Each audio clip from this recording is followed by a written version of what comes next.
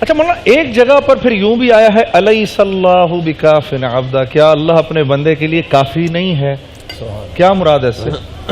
بسم اللہ الرحمن الرحیم۔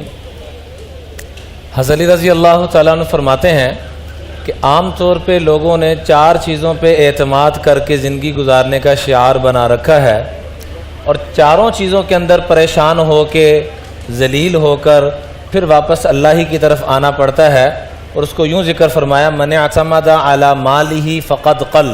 کچھ لوگ تو مال کے بل بوتے پہ زندگی گزارتے ہیں اور قلتوں کا سامنا۔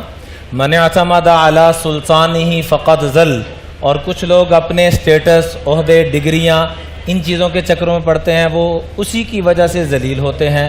من اعتمد علی مالہ، من اعتمد علی علمہ فقد ضل، جو اپنے علم کے بلبوتے پر چلتے ہیں وہ گمراہی کی طرف چلے جاتے ہیں، اور جو لوگ اپنی عقل کے بلبوتے پہ چلتے ہیں وہ نادان اور پاگل بن جاتے ہیں۔